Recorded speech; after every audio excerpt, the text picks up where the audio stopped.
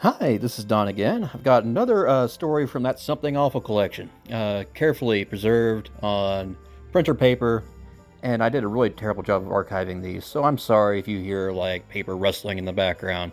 I swear that's actually a ghost. That's there like that is like a serendipitous moment of awesome things happening. Okay, today's story is The Shrieking Spirits of the Slaughter Yard, featuring a bunch of country boys, not unlike myself. Takes me back to when I was a boy. Okay. When I was younger, my family moved from the city of Richmond, Virginia, to the tiny little town of Tappahannock. We were remodeling the family summer home to become permanent living space. In the meantime, we stayed with family friends. They owned a horse and cattle farm, and with it, a shitload of wooded land. Like most young boys are apt to do when they have vast expanses of woodland at their disposal, my friends and I began exploring the acreage. We found a shitload of old deer runs, hunting trails, horse trails. We found rusted out hulks that used to be farm equipment. We explored damn near every square foot of those woods. And then we made the biggest mistake of our young lives. We found a nice clearing and decided the only logical thing to do was establish a fort. There was only one path leading to this clearing. I remember thinking that was kind of odd. Surely there must have been more than one way out of the woods from there. Over the next few months, we drug every piece of scrap plywood and metal we could find down to that clearing. We dug out a foundation, we erected plywood and 2x4 walls, we even attached some corrugated metal to the roof. We spent every hour of every day for a good 2.5 months building the greatest fort in the history of the forts. This thing rivaled the Alamo in its glory.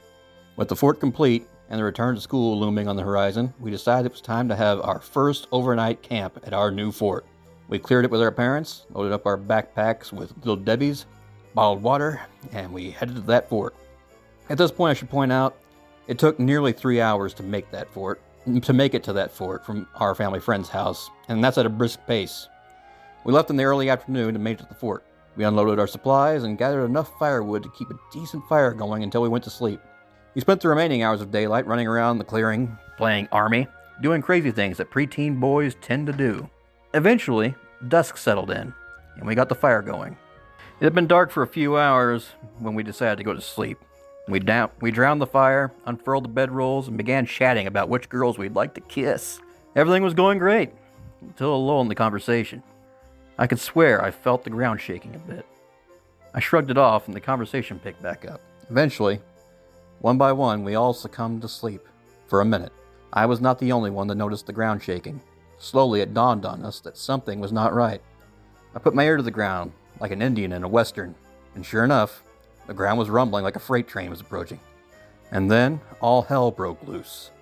It started as a distant rustling in the trees that drew closer and closer and seemed to be gaining speed. In a scene that will never leave my memory, our senses of sight and sound were totally overwhelmed. Do you know the sound a scared, horribly injured piece of livestock makes? A horse with 2 broken legs? A cow that wasn't killed by the first blow in a slaughterhouse? If so, you know how terrifying that scream is. It's an unearthly, unholy, pants-shittingly scary fucking scream that no human can ever mimic, nor should ever hear. Imagine a cat in heat crossed with the shriek of a pissed-off eagle and a woman in labor screaming at the top of her lungs, and maybe you'll get close. From every direction, from every angle, filling that clearing and our ears was that noise, multiplied by 100. The ground was shaking furiously. The rustling was right at the tree line, and in an instant, the clearing was filled with disgusting, deformed, damaged, injured, tortured, rotting, charging, running, stampeding, translucent livestock. Horses missing flanks, cows with exposed viscera, donkeys split and broken in unnatural places, goats, sheep, dogs, all in varying stages of decay, all charging through the clearing, and all filling the woods with that unholy shriek that only a terminally injured animal, filled with panic and scared of death, can make. And then it was over. The wrestling was gone. The shrieking was gone. The ground was not rumbling. 1 or 2 of the boys were screaming. The others were crying. All of us had jumped out of our sleeping bags and huddled together in the corner of the fort. None of us spoke for what seemed like eternity. We all knew what we just saw, but none of us could manage to understand it. We didn't sleep. We built a new fire and kept it burning until the sun was completely up. And when we did, we saw that a new pathway had been exposed at the opposite end of the clearing. It had to be explored. 3 of us decided to go. The other 2 decided to make it back to the house. We pushed through the overgrown path, through briars as thick as our wrist, through saplings no bigger than our fingers. Occasionally we'd find an old rusted horseshoe, a rotted piece of leather tack. We pushed our way through this path until we saw the sun had totally gone over our heads. A good 4 to 5 hours, and then we saw it, a clearing up ahead. We picked up our pace to a flat run, or as much of a run as we could maintain in that thick underbrush. We broke the tree line and noticed there was a cliff on the opposite end of the clearing. We also noticed an abundance of spent shotgun shells, some old rusted cowbells, more pieces of rotting leather tack. I and one of the other boys surveyed the ground looking for anything cooler than shotgun shells and 30-06 cartridges. The third boy made his way straight to the edge of the cliff. He shrieked. He fell back, scampered away from the edge of the cliff as soon as his eyes peeked over the edge. Me and the other boy ran over and helped him up. He was pale, his mouth was agape, and his eyes were beginning to tear up. I walked over to the edge and will never forget what I saw. A gorge, stretching as far as I could see, the bleached bones of hundreds of dead livestock filling that tiny canyon. Some with sun-cured pieces of leather flesh still stretched across their remains. We followed it to see if we could find where it stopped, but eventually it just kind of thinned out.